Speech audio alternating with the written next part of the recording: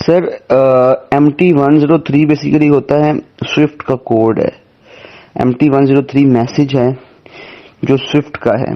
Basically countries में ये direct ये मैसेज नहीं होते, वो अपनी ही जो डिपॉजिट स्लिप है उसी के मुताबिक वो चलते हैं।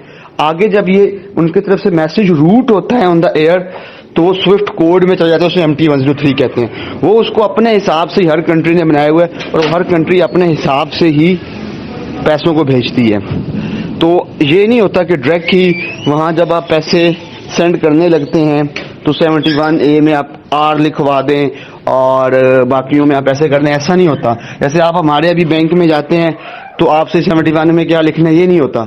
डिपॉजिट स्लिप आप फिल करते हैं, इस पर डिटेल देते हैं, वो जब ऑन एयर होता है तो वो इस तरह हो जाता है कोडिंग की फॉर्म में। तो ये इस तरह है। वहां पे सऊदीया में 103 नहीं है, आप जाएंगे उनको बताएंगे, उनका अपना फॉर्म है तो उससे कन्वर्ट वो कर देंगे और इजीली हो जाता है, कोई बड़ा मसला नहीं है।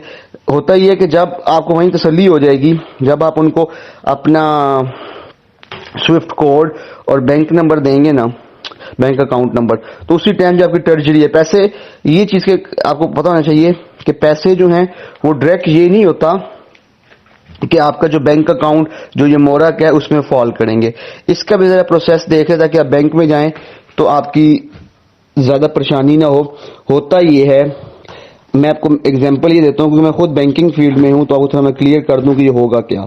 आप जिस कंट्री से भी पैसे रूट करेंगे उस कंट्री को अगर आपने डॉलर नहीं दिए, जैसे सऊदी है आपने रियाल दिए हैं, आपने सऊदीया को जब रियाल दिए हैं तो वो स्विफ्ट मैसेज चलाएगा, वो हिट होगा अमेरिका में जाके और अमूमन उनका न्यूयॉर्क सिटी बैंक जो है वहां हिट होता है, वो वहां से डॉलर में कन्वर्जन होके फिर पाकिस्तान आके वो डायरेक्ट आपके बैंक में नहीं लैंड करेगा, वो कराची में जो आपकी मुतलका बैंक की ट्रेजरी है वहां हिट करेगा। जब वो ट्रेजरी को हिट करेगा तो ट्रेजरी के पास 2 या 3 दिन का टाइम होता है, वो अपने सैंक्शन स्क्रीनिंग यूनिट जो है उसको ट्रांसफर करेगा कि इस बंदे की स्क्रीनिंग करो।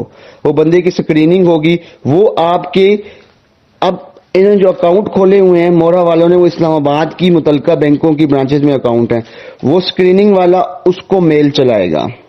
वो स्क्रीनिंग वाला जब उसको मेल चलाएगा कि ये आपके पास अकाउंट आया हुआ है, इसकी वो ये डिटेल दें। उसमें डिटेल क्या होगी, जिस बंदे ने पैसे भेजे हैं उसका पासपोर्ट नंबर, उसका CNIC और भेजने और लेने वाले के दरमियान में रिलेशन, ये मेल चलेगी। वो जब रिप्लाई जाएगा स्क्रीनिंग वाले इसको क्लियर करेंगे और फिर जाके ट्रेजरी CRU कहते हैं सेंट्रल रेमिटेंस यूनिट, वो आपके पैसे क्लियर करके वो जिस अकाउंट में ब्रांच में अकाउंट है मोरा का उनको पैसे भेजेगी।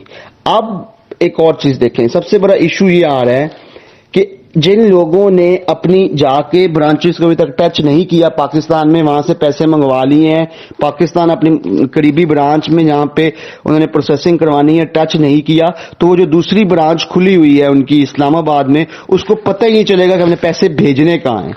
वो जब एप्लीकेशन हज की जहां से लॉगिन करता है तो इस्लामाबाद वाली जो ब्रांच है वहां मैसेज जनरेट होता है कि इस ब्रांच में इसका कस्टमर है। तो सबसे पहले ये है पैसे मंगवाएं और जिस ब्रांच से आपने प्रोसेसिंग करवानी है उस ब्रांच में जाके अपना डाटा आप फीड करवा दें। जब आप अपना डाटा फीड करवा देंगे तो इस्लामाबाद वाली ब्रांच को पता होगा कि इस ब्रांच से मैंने डिटेल लेनी है पासपोर्ट की और CNIC की, कि इस ब्रांच का ये कस्टमर है।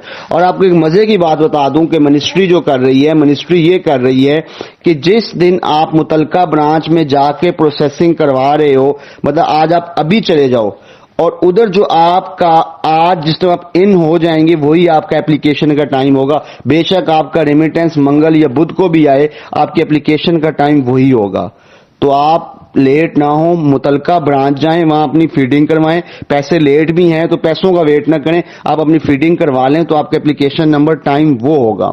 अब मेरी प्रोसेसिंग कल फाइनलाइज हुई है 17 तारीख को, लेकिन मेरा जो फीडिंग का टाइम है वो 16 तारीख सुबह 10 बजे का है।